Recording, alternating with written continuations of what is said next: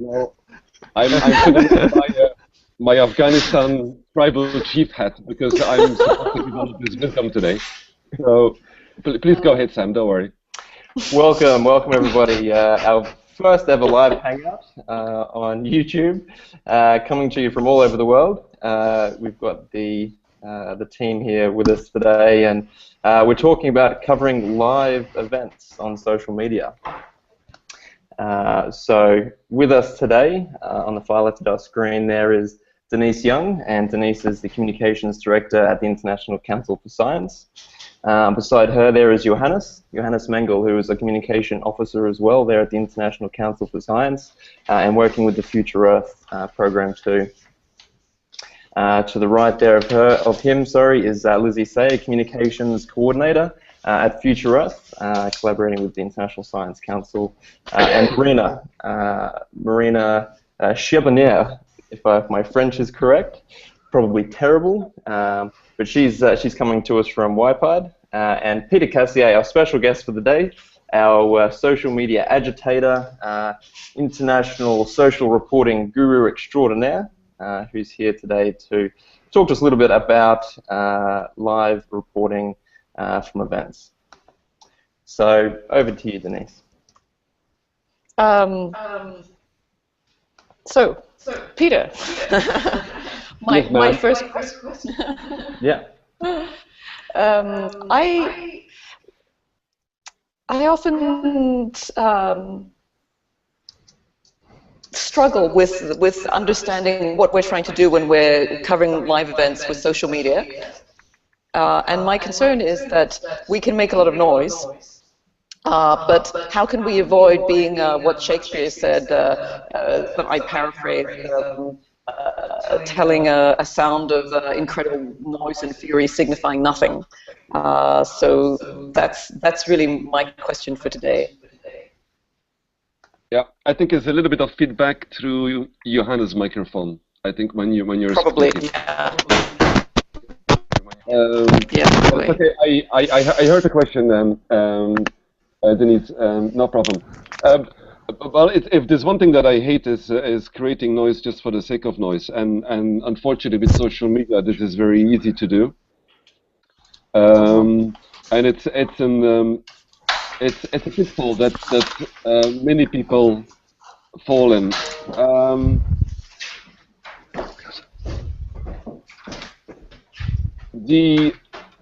I'm waiting until Paris is settled. Uh-oh. Johannes is taking us on the road. Yeah, I thought Johannes is going to the bathroom. Live on YouTube. Yeah, live on YouTube. I'd like to think there was a YouTube first, but I'm not sure that it would be. Yeah. Denise exiled him. They cannot sit in the same room. I'm really just going to where the chocolates are. Okay. All right. Okay. Back to business. Now, so it's very easy, and I think in general in social media, and certainly when you do social reporting, to create a lot of noise. For me, none of this has any sense unless if you do it with a purpose. And unfortunately, in general in social media, but also in social reporting, people don't start at the beginning. For me, the beginning is really to start with within the conference team, to start what are the objectives of your social reporting team, of your social reporting project. What are your goals? What are you trying to achieve? And then based on that, define a strategy, which is basically how you will achieve those goals. And then as a third step, define your approach. Is what are you going to do? With what tools and what skills? With what budget will you achieve those objectives? It is very easy to say, my conference starts at 9 o'clock on Monday morning. So I arrive 5 minutes to 9 o'clock, and in the conference forum, I open up my laptop, I open up Twitter, and I start tweeting, and I'm doing live reporting. Unfortunately, this is still what is happening in a lot of conferences, but this is not really what I would see as something which has really a lot of use apart from an instant vaporware flare. Yeah. So Yeah. no noise for the sake of noise. Yeah. And so where do you go about, I guess, procuring the people that that you're interested in joining you as part of this this process? Where do you sort of begin to look for someone who might be interested in joining you on this merry bandwagon of social reporters when you go to an event? I give Marina a call. And Marina brings all of her friends. Yeah, all our friends and neighbors. Yeah. No, seriously. I think it's one of the challenges, and also something where you can see the difference between the chickens and the eagles in social reporting. Um, um, I think the art is to build gradually a team of people who are interested in your topics, interested in helping you out, who are social media savvy, maybe because you've trained them in a previous event, and almost transplant them from event to event as the group grows. So, I mean, the first live event we did social reporting from, or at least where I was involved in, is about 2.5, 3 years ago. 3 years ago, in Addis. This was a little group of a small group of maybe 15 people. Now we're coming, to over 200 people. And now at COP19 next week, we're at 220, but we were like at 150 already in the first week. It is one of the legacies of social reporting, because social reporting for me itself is not just a goal. To me, it's a means. It's a means for something bigger. And one of the means is to be able to use social reporting in building a social media community which is interested in your causes and in your organization, and that can help you in your campaigns, in your events, and it can also be a useful and fruitful community for you to work with online. And I joked about calling Marina, but that's one of the main resources that we plug into is the young people from my part who have a large community. So it is one of my first points of call, and say, okay, hey guys, from my part, are you interested in joining up? And very often it's these young people that pull the rest of the team together. A very good example on this is that we've done the conference I'm going to right now. We've done already twice. Once in Rio, where we had like 15 people, and there were like 15 emails before the conference. Then we did a little bit bigger in Qatar last year, where there were like 30 people in the group, and there were like 30 emails before the conference. Now it's a much wider team with loads of dynamism and a lot of activity, and it's mainly the young people have been pushing this dynamic within the group. So I have a question just to follow up on not wanting to have noise for the sake of noise. When you have such a large team, and in my personal experience of live tweeting from events is that your adrenaline goes up and you feel nervous and you want to capture as much of the content as possible. And this is sometimes quite confusing for the brain, because by the time you've finished one tweet, you're actually listening to the thing that's coming next. Is there some mechanism that you can use to filter out that, whereby you say, if my natural impulse is to make 10 tweets, I should in fact only make 2 and make sure they're good quality? And how do you manage to scale that across such a huge team? Yeah, that goes back a little bit to my response on Sam's announcement, which was a bit centered around live tweeting. To me, live tweeting is only a very, very tiny fraction of live reporting. To me, it's a nice to have. It is also a tool where you can engage into online discussions better than any other tool that we have, at least with the masses. But as such, it is beyond that. It is not really a core component of any of my social reporting approaches. When we do social reporting, everything is centered around the blog. If it is not on the blog, if it doesn't exist on the blog, it doesn't exist. And then all the rest are satellites that pivot around the blog itself. However, I don't want to run away from your question on live tweeting. For live tweeting, I think the art is in cheating. In the sense that as much as you can prepare before the session, the better. So what I do is, when I'm the live tweeter from a certain session, I prepare on forehand the links of reference material. I get hold of, I try to get hold of the presentations and the speeches. You know, some of these things are given with off-sheet speeches. You know, your live as a live tweeter is very easy if you can get a hold of the speech, because then basically you put everything in a notepad, you cut and paste, you know, the little tweets around it, and you can tweet as fast as a person can speak. And also on forehand, I prepare a number of key tweets that I know will come up. Some of, for instance, the background. You have 10 speakers. What I prepare is for each of those 10 speakers, I prepare a couple of tweets. You know, next up is this person. I put up his Twitter handle. I put up a link to his biography, etc., etc. Yeah. But all of that is prepared on forehand, because live tweeting is more than just, you know, typing in quotes. It's also giving background material and giving stuff which is around what is happening at that particular event. And you can't do this while the event itself happens. If you have a session of an hour and a half, you know, if during that 1 hour and a half you're trying to capture and you're trying to look up, you know, some reference material, etc., that doesn't work. Which comes also a little bit into, you know, it's always nice to do this with 2 or 3 or 4 people sitting together, live tweeting from a session. So also, because things happen so fast, you can never type as fast as a person can speak, and you can never capture as fast as the dialogue is going. So sometimes with 4 people just sitting in a circle looking at each other, you divide the task. Did you get that? Could you work on that quote? Could you work on that one? So you divide it up, so you're not all working on the same stuff at the same time.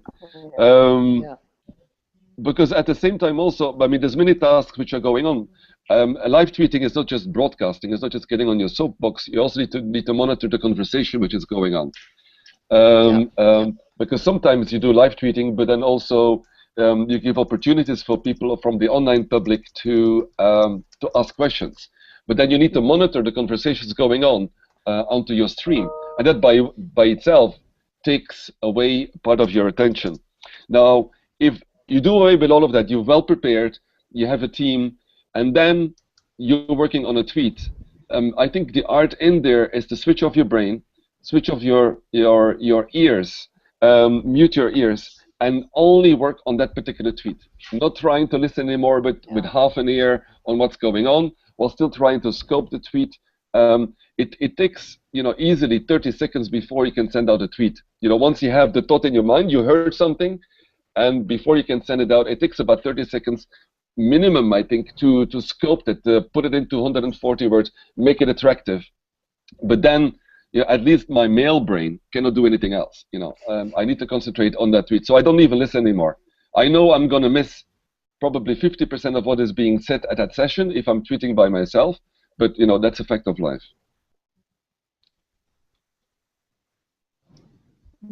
Yeah, that's really good advice. So if you're talking about contextualization, not just broadcasting, and also trying to find the focus to turn off the noise to compose the quality tweet.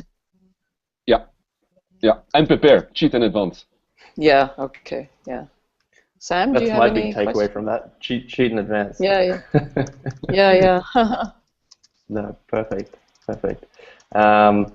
I guess that's kind of got us to where we start, and sort of my experience from you know, being part of, I guess, the digital component to a few of these events there, Peter, has been that it really, you know, once you get maybe 2 or 3 key people as part of that team, I think, like you said, it really does just keep rolling, and that momentum keeps going, and the young people keep that momentum going. What about post-event? How do you sort of keep that sort of conversation up? How do you keep what's been discussed relevant, interesting, and engaging people? What's the tactics to keep that going afterwards? I think it makes a difference again between the chickens and the eagles in how far you can stretch, not only after the event, but also before the event, the momentum of the event itself. It always scares me, you know, as a humanitarian. It scares me how much money that goes into the organization of an event. You know, for big events, I'm not talking hundred thousands of dollars. We're talking, you know, a million or more, and that's a lot of money.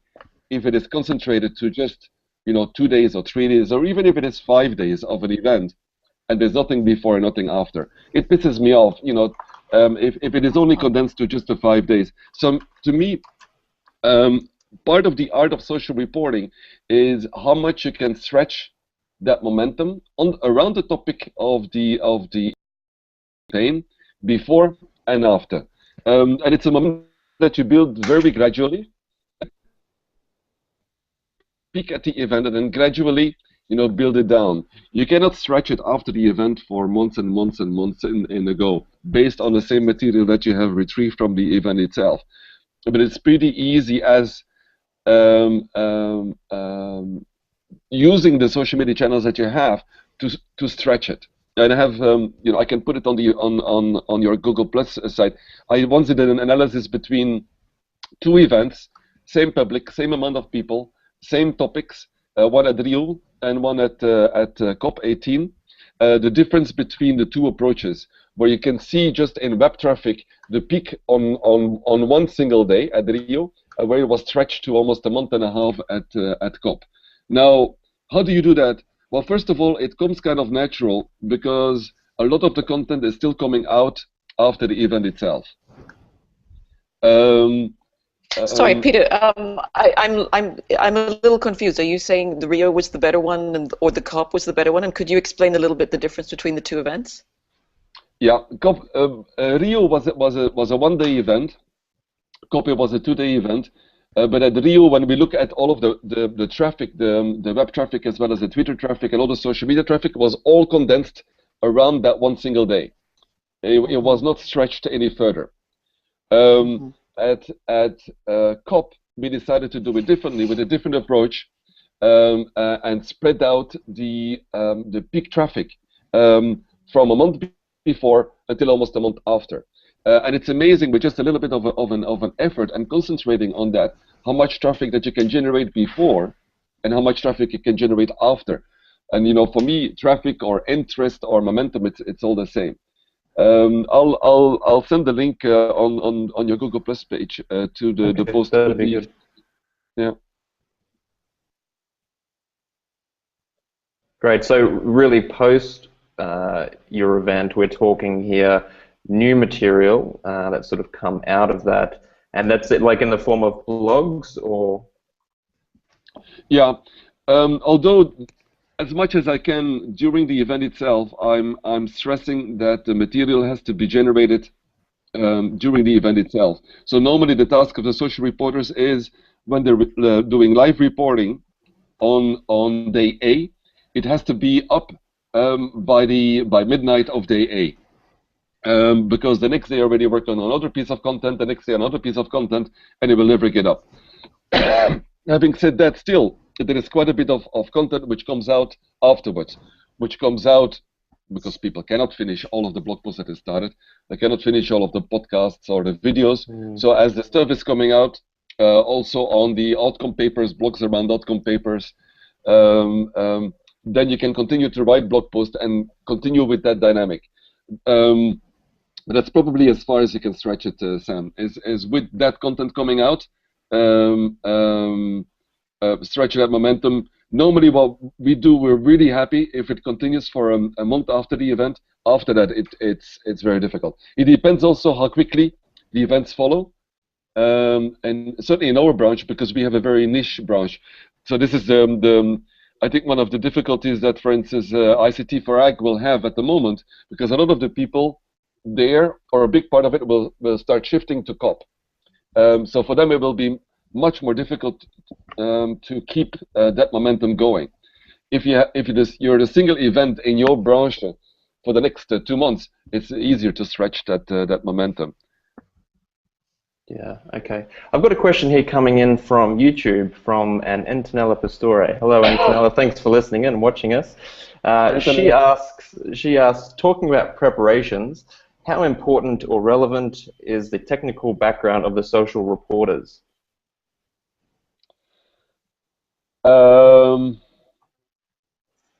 You This the altruistic way, which I would say, if they don't know it, we'll train them, which is possible if you have a very small group. If you have a group of 10 or 15 people, and you have the time to prepare them and bring their skills up to speed before the conference, it's possible. However, if you have a group of 200 people, and you don't have in that group a dozen of hardcore social media people with the technical skills, it becomes very difficult because a lot of the content which is being generated, let's say, by the volunteers, by the beginning volunteers, might not be of good quality. And this again, one of the pitfalls that we have with social reporting is that very often the quantity compromises the quality, and that's a real challenge. So I would say the bigger the team, the more important it is that you have a core of people you can blindly trust on giving certain tasks, saying, here, Katie, you're our blog coordinator. I don't have to worry about the content, about the political inclination of the text you're going to publish, about any of the technical issues. You're taking care of the blog. Here, Olewale, you're taking care of all of the delicious feeds. Here, Mr. X, Y, and Z, you take care of everything which is Facebook, and I can trust on them. And then those people, the key coordinators, are then the peers for the people who are the volunteers, who are more beginners, and pull them in, and gradually, in the months before the conference, bring them up to speed. So this is one. Secondly, what I think is important is if you have a large group who are of a lower level technically, and you bring them to do social reporting, is to give the training on forehand. Not only is it important for the quality of your output, but I think it's also important, again, to me, social reporting is not just a goal, it's also a means. So I often use social reporting from an event as a way to do capacity building. And that's also, Sam, your first question, how do you build this team? This is now, I think, the fourth or the fifth event where we give a minimum 1 day of training to the volunteers, and that way you build capacity up. I'm not saying after a day of training people will become a specialist live tweeter, or they will become a semi-professional blogger in 1 day, but at least they can see the starting skills, and we then try to team them up with elders who are more specialized, who have the technical skills, and some of them might even be professionals. And that's what we're trying to do now also at the Global Landscapes Forum. We'll have the bootcamp participants who are professional social media people. We'll team them up with some of the volunteers so they can learn. And this is really a great way to expand that capacity. And it's also a great way to continue to build that team around your social media support team for your organization and your cause. Yeah, okay, Great. good. Anthony, I hope that answers your question. Good. Denise? Shall we open the floor to questions from Marina, Lizzie, Johannes? Yeah. Marina, do you want to? Can you? Marina had a comment just now on that. She said to her, it's not so much about technical skills, going back to Antonelli's question, but rather about the skills on how to handle the content. And I guess content is king. You might be able to send a tweet, but if what you're sending isn't interesting or relevant, then that's what it is. So I think, as Peter said, a few key people who can do the technical, and get those people to really focus on that content. Yeah, good point there. Thanks, Marina. Yeah, and team them up. There might be people who know your content really, really well, but haven't touched Twitter, and then next to that you have a person who doesn't know anything about the content, anything about agriculture for development, or anything of our causes, but knows the tool very well. Team them up. Great. Johannes? Not right now. Not right now? Thanks. Lizzie? Lizzie? I was wondering if you could talk a little more about any occasions when you can't cheat and can't prepare in advance. Has there been situations where you've had to improvise everything that you wrote, or where there was something said that was unexpected? And how did you handle that? I would be worried that if I had prepared very carefully, I might miss something exciting and new because I was busy putting out my prepared content. I wondered if you Yeah. could talk more about that. Yeah, the prepared content, unless if it is really a fully cheated session where you have the speech on forehand, you know exactly what's going to be said, and it's just a question of on forehand cutting and pasting it into 140 characters. If we exclude that, all of the preparation for me as background material is when when there is something which is happening where I need to fill a blank, because very often, and sorry to say, but very often in our area, people, I think the best investment that we can do in professional development for people is actually to send them on a presentations course, because many of them are really boring, and even as a live reporter, I would tend to fall asleep.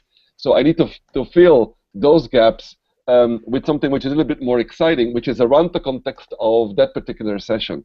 So Lizzie, I would use the stuff that I have as preparation for me as something I keep behind if I need to fill up. And then for the rest, I concentrate as much as possible on trying to capture what is going on. But if you prepare, for instance, your links with background material, there will be probably something that pops up where the person says you're trying to catch that quote, you're sculpting that quote, and then you say, oh, gee, I had a link about this. And you just copy and paste the link that you had prepared. You see? Yeah. But in any case, unless if it is a full cheated live Twitter session, concentrate on what's going on in the room. Keeping in mind, the moment you're working on a tweet, switch off the sound. Concentrate on that tweet only. Otherwise, you're not going to get anything significant out. Yeah.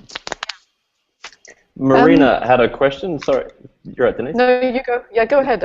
Marina had a question. Give us a wave, Marina. And a smile. Can you hear us? Yeah.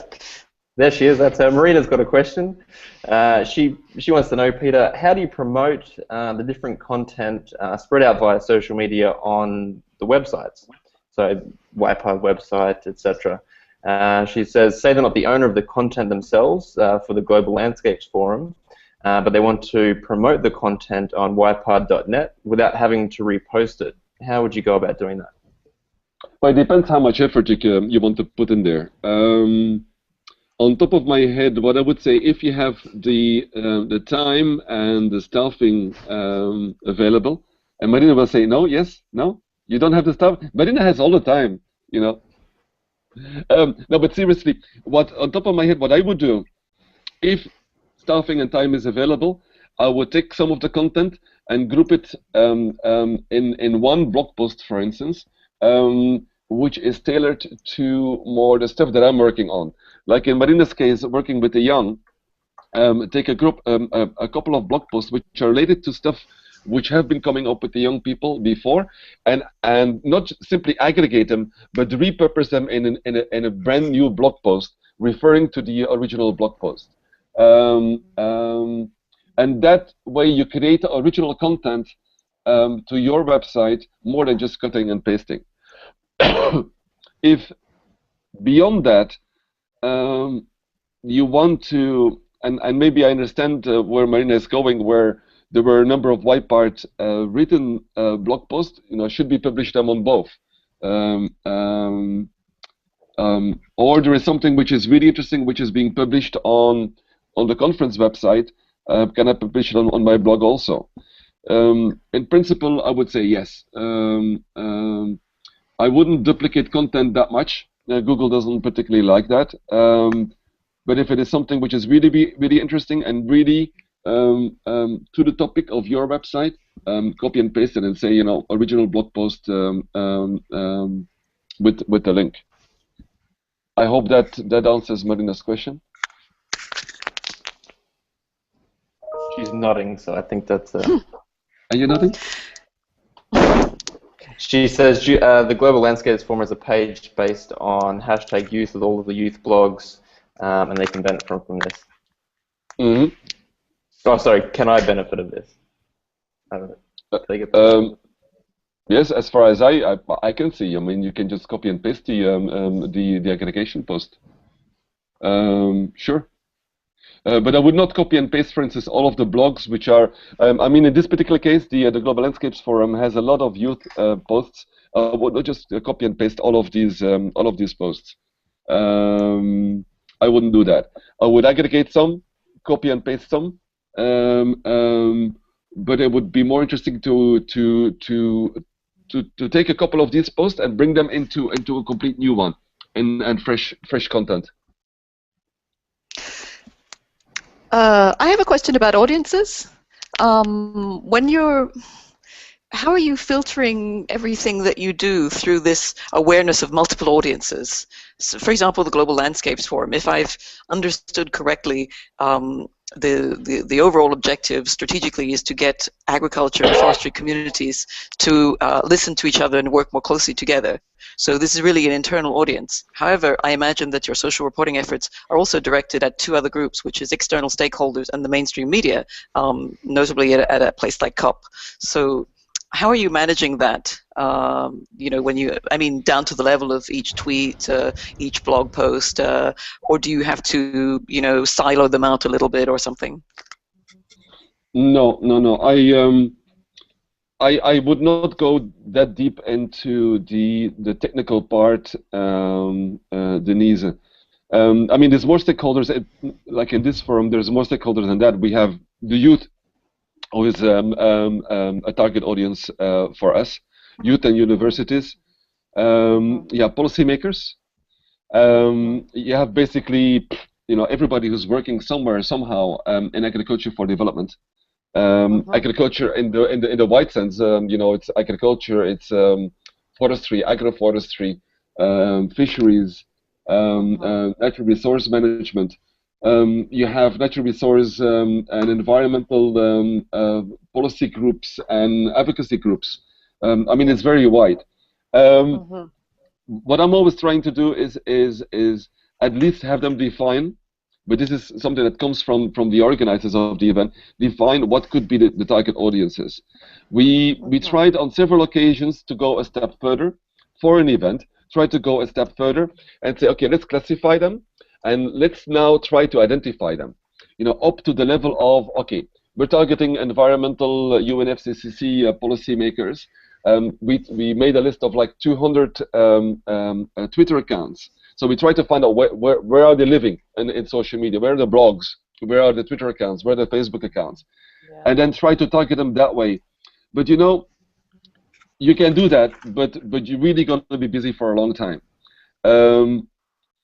What normally is better is to shoot a little bit more broadly and to take for a couple of these target groups a number of key accounts, a number of key social media accounts that reach into that community. And that's, for instance, the role that we see for us in YPart. We said, okay, and this was a new thing for the forum, where we say youth is part of our target audience. Where we said, okay, youth, we plug into YPart, and then YPart as a single account, rather than going and trying to inventarize where all of the youth working in agriculture, research for development, and forestry are hanging out on social media ourselves. So we plug into a key account in there. Advocacy, we have a number of key accounts that we plug into for the advocacy groups, but not try to inventarize them. You can do that if it is a longer-term social media strategy for an organization. Then you can do that and identify the key accounts where your social media crowds are hanging out, if it is for something longer term. But you can't really do this for an event. It's too time consuming. I mean, that's a really interesting point, because it's a challenge that I face all the time. And having come from doing PR for AR4D, where we were focusing on the mainstream media, and you have to be very targeted, and researching those lists is extremely labor intensive, but you can get a payoff. I know in today's world that payoff is going to be showing diminishing returns every year, and we saw this at COP. Ever since Copenhagen, it's going down. You could plot it on a curve, but but it still delivers something tangible and reliable that can often have an impact. So I always struggle, how much time and effort should I put into this? We have a couple of things to promote at COP, and I just don't know how much I should put into that effort of identifying, that list of social media influencers in that group, or should we do, as you say, just shoot broadly and try to find one or two key, accounts that are going to be the ambassadors for that signal. Yeah, mind you, when I say shoot broadly, it is shoot broadly within our broad target audience. I never see the general public as part of the target audiences. If anybody puts that, at least working in our field of our professional field, puts that as the target audiences, then I think they're in the wrong business. Then if UNICEF puts this up or WFP puts this up, they plug into a larger audience, a broad audience. People working in AR4D don't do that. So when I talk about shooting it to the broad audience, it is shooting within the target audiences, but without identifying every single key account that we want to target. This is one. Secondly, there is a good correspondence between your analogy between traditional media and social media. Where traditional media, we used to, in the older days, try to identify for each of the key messages, try to identify, who are we going to pitch this to.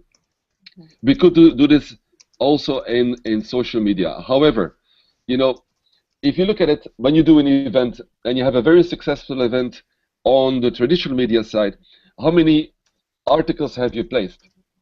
15, 20, maybe 30, and that's it. And then it's a very, very successful event on social media. If you have 30 articles in Financial Times and The Economist and what is it, a Life Hacker, or whatever your target, but that's 20 or 30 articles. With social media, you generate much more. It's not difficult in social media to place your articles from your events in 20, 30 outlets, different outlets. So by volume, it is already much more. So this means that for each of the placements, you have to give less of an effort. Otherwise, you will miss out. Still, as a disclaimer, what for me is key is to identify. For me,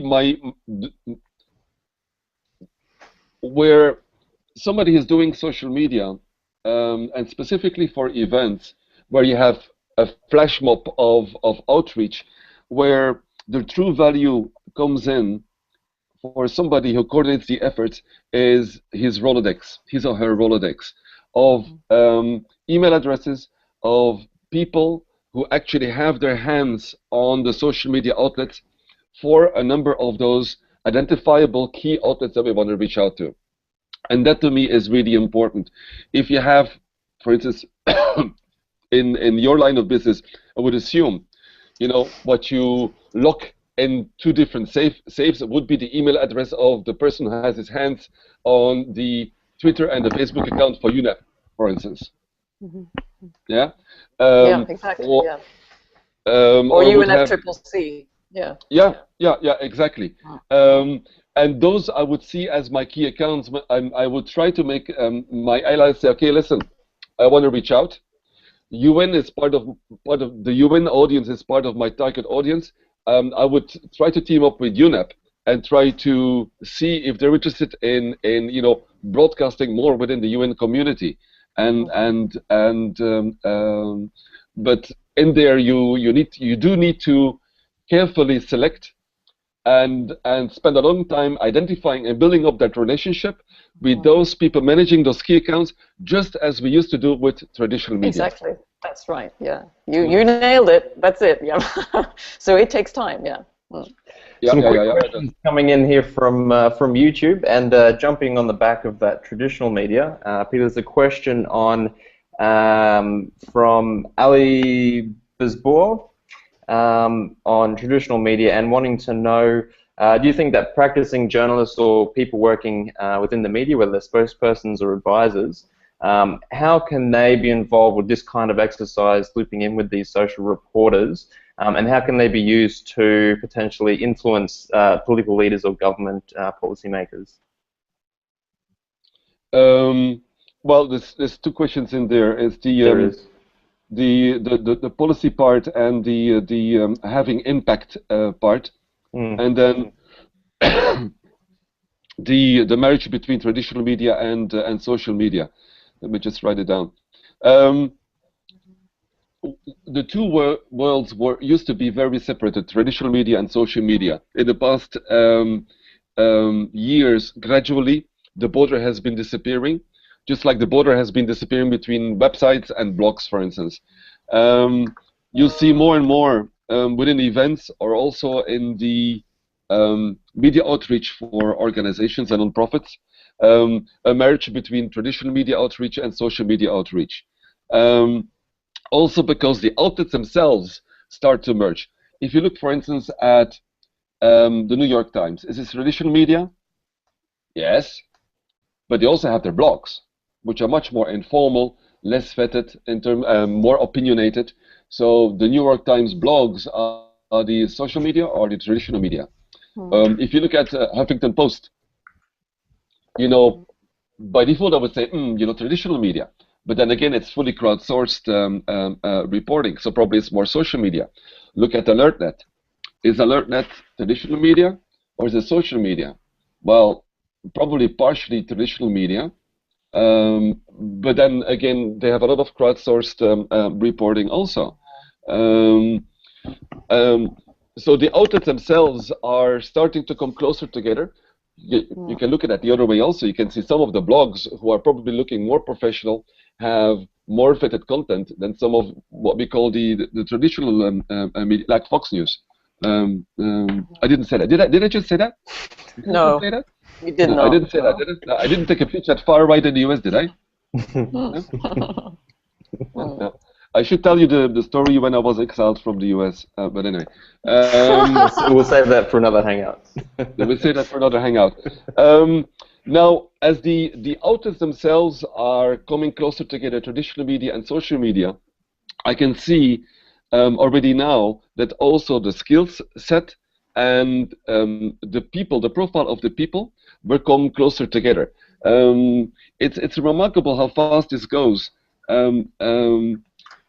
And almost every single social reporting team that I coordinate now, there are a couple of professional journalists in the group, and typically people who have grown up with you know, the traditional receiving of facts for a press release, calling up the person, and then making an article for the newspaper, and moving more into interactive social media.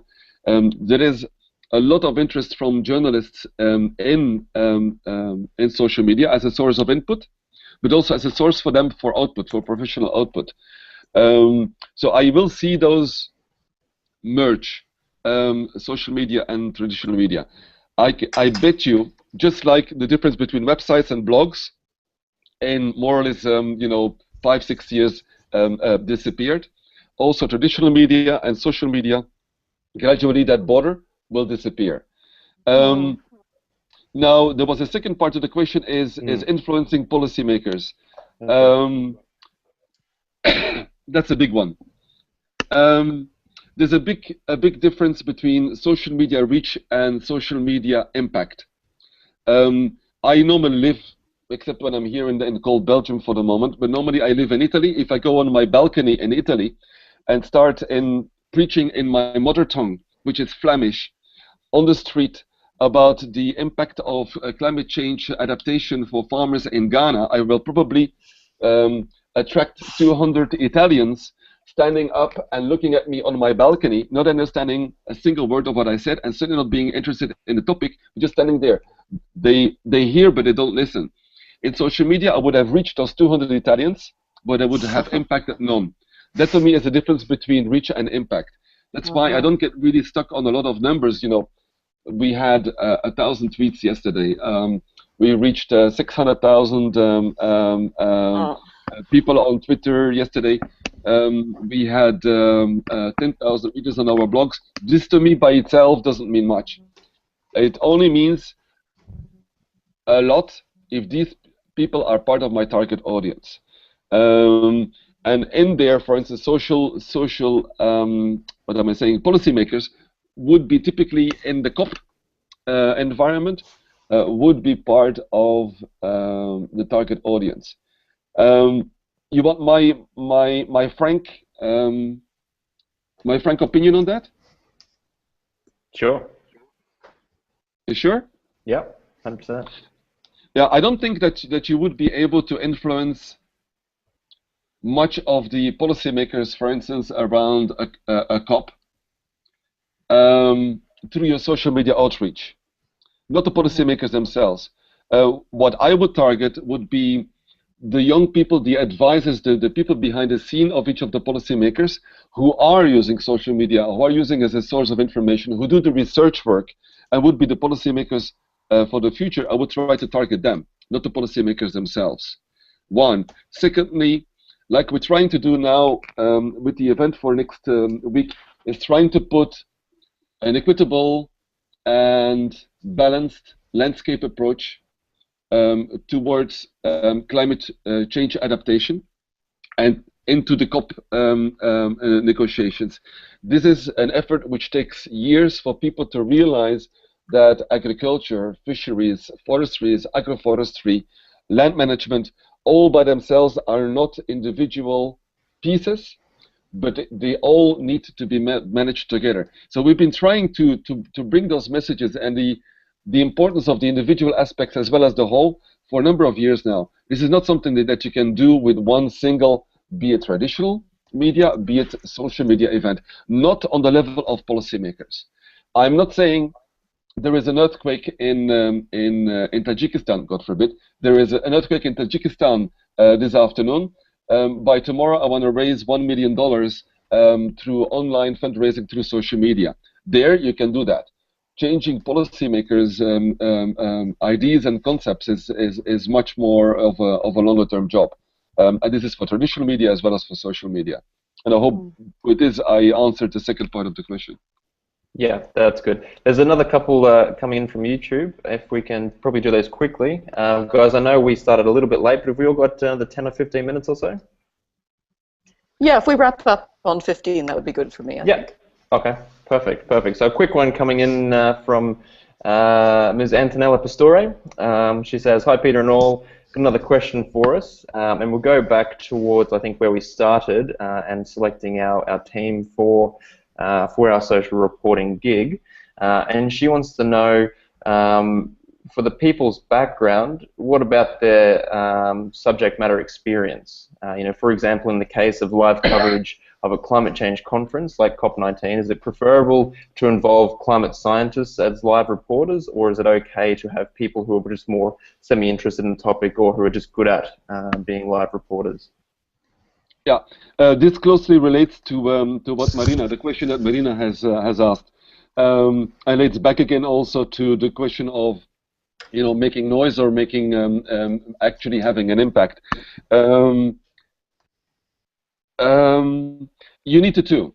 You need the people who are strong on content, and you need the people who are strong on a technical level with the tools. The ideal is if you find the two of them in one person. Most of the time it is not ideal, so you try to match them up. We had a number of instances where, without me knowing so, within the social reporting team, there were people who had absolutely no clue about the content. We cannot expect them to do quality social reporting if they don't know the content, if they don't know the first thing on agriculture for development, for instance, at all. I mean, it's totally impossible, no matter how well they know these tools. So it is really important, if you have those people, to match them up with somebody who is much more into the content itself, but might want to learn some of those tools. But it's so, I mean, again, it's like social media 5 years ago. Everybody was really happy when you could make some noise, and everybody went like, "Oh man, these guys have a Twitter account. Man, they actually also have a blog too." Now this is all common. So people will more and more start to make the distinction between the quality output of social media channels and the general noise. So it's even itself in the role of self-preservation that we have to ensure that the quality remains in there. So I would never be able to do social reporting from a conference with people who would not know the content. It's impossible. I can't do that. You know, those people just, certainly in our specialized areas, agriculture research for development, for instance, but even, you know, climate change, and it wouldn't go. But team them up. You know, it is not that difficult to find a group of people where you can match the technical skills with the content skills. Great. And thanks for the question, Antonella. Good. That's all the questions I've got there from YouTube. I'll throw it back to the group. Should we finish up on metrics, maybe, Peter? I think you know, something you said earlier struck me about the difference between reach and impact, and often we are able to focus exclusively on reach simply because of the nature of the metrics, and it's much harder to come up with good metrics for impact. So what do you think? How are we really defining the success of a big event? Well, it is defined by what you see, what you agree with the organizers as the goals of your social reporting efforts. There are some events where they only want advocacy, which are the easiest ones. It's just, you know, basically creating noise within your target environment. There are events where the inclusion is really important, where they try to include as many people who are not on site into the discussions, which translates into webcasting, translates into, you know, the amount, and that translates into the amount of people that watch the webcasting, translates into the amount of comments that you have, the amount of interactions that you have on comments, the amount of interactions you have on Twitter, the amount of people who are interacting via Twitter in real time to the panel discussions. I mean, that's a whole set of metrics by themselves. There are other people that say, listen, my event is fine, but actually what I want you to concentrate on is using this event as a vehicle to build my social media outreach. So they're much more interested for the longer term. How many more people do they have who are subscribed to their blog, like their Facebook, the amount of new followers on Twitter, etc. Much more interested in that rather than the amount of blog posts which are being put out. There are other people that say, hey, listen, I don't care about any of that. What for me is important, what your task is I want you to train 20 scientists from my environment and make them social media savvy, or at least less social media negative. So you use social reporting as a vehicle to get them in there and show them this is not all about noise, this is something that you can do something really useful. So basically make them into social reporters for the event. And that for them is important. So to me, you can only measure if it is agreed what your goals are. Once you have that, then you can put the right metrics in there. You know, otherwise you're just going to measure in the blind, you know, just your Google Analytics and on the amount of visitors, blah, blah, blah. Was that the goal? Was that the purpose? Was that the purpose, you know, driving traffic to your blog? Maybe it was, maybe it wasn't. Just to finish up quickly on the last point, training 20 scientists to make them social media savvy, what would be a useful metric for that? I would say the uptake. How can you measure the uptake? I guess it's. I mean, this is a shift in their worldview, isn't it? This is something big we're talking about, but hard to measure. Well, to me, it would be pretty easy to measure is how easier it would become for my communications team to work with the scientists to get content out. You know, if you know what the situation was before and how it is after, and the months after the event itself, to measure if there was a shift of mentality. You know, typically we come from an environment where, I'm saying typical, it is changing, of course, where scientists, let's say, we come from an environment maybe 2, 3, 4 years ago, where anything which was social media was seen as popularistic and vulgaristic, you know, amongst the pure scientists.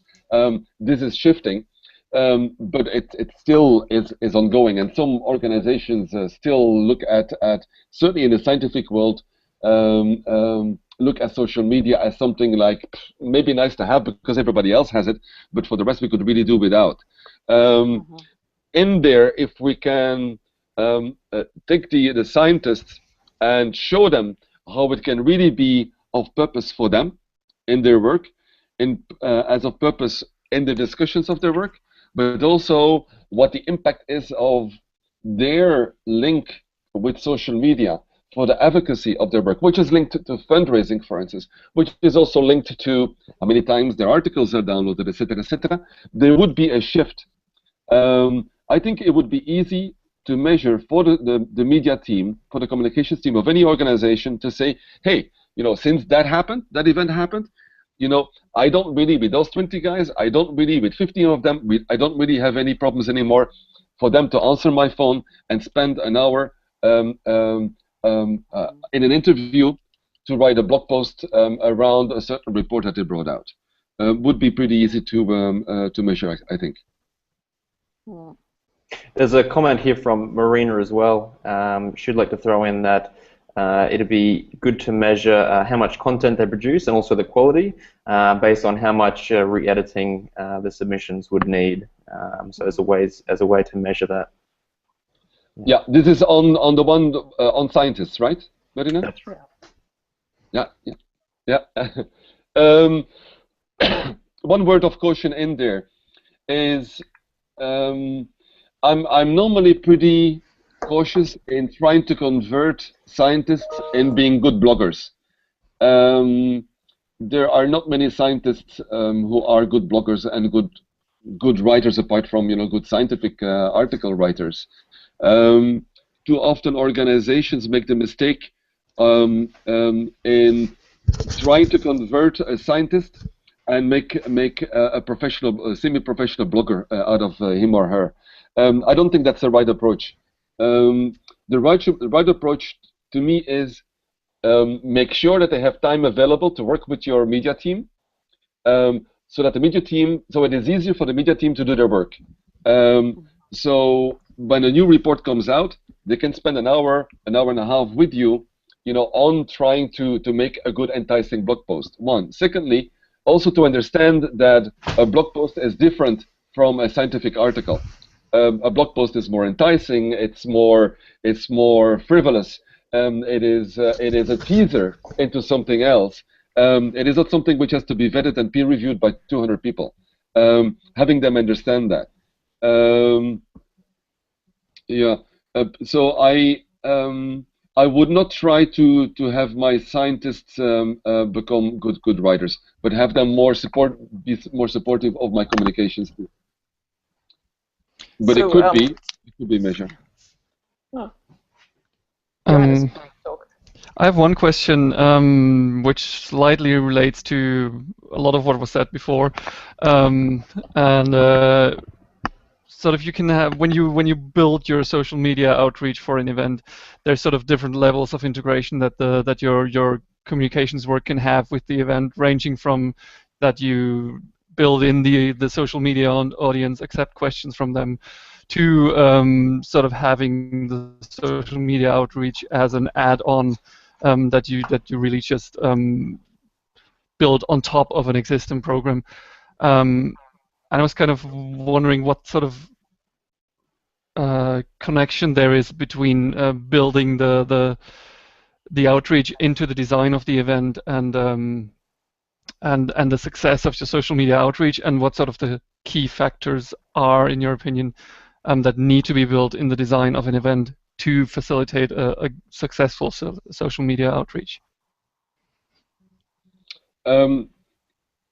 Could you summarize the question? Because I'm hearing what you're saying. I'm picking up a number of different questions. But could you summarize it again for me, Johannes? Yeah. So just to what degree does your social media outreach have to be built into the planning of the event, into the design of the event? Yeah. Actually, that's really interesting. there are events where the social media outreach is not integrated into the core part of the event itself. It is something completely different. You have the event organizers, the facilitators, the people who define the content and the flow of the event. If they have, many events actually don't have this or don't have it really well defined. But you have that group of people. You know, in our environment, you know, it's also the scientist giving the presentation, and then the master facilitator, moderator, blah blah blah. And then next to that, you have the social media people who are, oh yeah, but these guys will go to the event and they will tweet about it and they will, you know, broadcast it and they will do interviews, blah blah blah. It is a possible approach where you really are only social reporting. It becomes really interesting, and again, the difference between the chickens and the eagles. If within an event you can integrate your social reporting team in the design of the conference itself, not only logistically, to say we'll make sure that for every single session we will take questions from the online as well as the on-site public, but also have those people online really define part of your conference content. Say that, you know, you have a conference and you have 20 possible topics to discuss. Your online public can vote and can interact and can refine the topics interactively in the months before an event, and in this way shape the actual event itself. I mean, then it becomes really interesting. You can do either, Johannes. We're not there yet that people are willing to take the risk of doing an extended social media outreach, defining a big part of their conference content. I think it has to do with self-assurance. I think too many people are too insecure, and too many people don't like to take risks. You know, I love it when it's total anarchy. If you look at it from the angle of organizers, they have invested, let's say, a big conference, $1.5 million into a conference. They need to be able to sleep, as they say in Flemish, with two ears on a pillow, knowing for weeks before the conference, knowing that all of the sessions are well defined, that the moderators are there and in their place, etc., etc. So as early as possible, they try to bring, you know, the cloud into a stable environment. We are not there yet that people feel that confident to have the big variable of the online group, the public, to participatory define the course and the content of a conference. We're not there yet. I've seen a number of cases here. The GLF is one of them, where we said, you know, we don't have any youth session, so they accepted to put up a youth session, and we did an online call for speaker applications. We did a competition out of it. Out of these, 10 people were selected and were brought to the conference, and they will have a role in the input of the conference itself. I mean, that is really cool if you can do that. Great, thanks a lot. Good, guys. I think we need to be wrapping up here in a moment, but before we go, Lizzie, anything further from you? Any questions before we wrap it up for today? No, thank you. No? You still want to come to Warsaw, my dear? Yes, yeah. Look forward to seeing you there. Marina says I scare people. In a good way, Peter, in a good way. Well, thank you very much on behalf of Denise, my co-host here today. Peter, thank you very much for all of your insights, and I got to say, invaluable information that I've learned today, and hopefully our viewers there on YouTube as well. And Johannes, Lizzie, Marina, thank you very much for being part of our discussion. I just realized I forgot to introduce myself at the beginning of this, so my name is Samuel Stacey, and thank you all very much for listening. Thanks, Thank you. Sam. Thanks for the opportunity, Peter. guys. Thank you. Thanks, everyone. Yeah, thanks a lot. Bye. Thanks.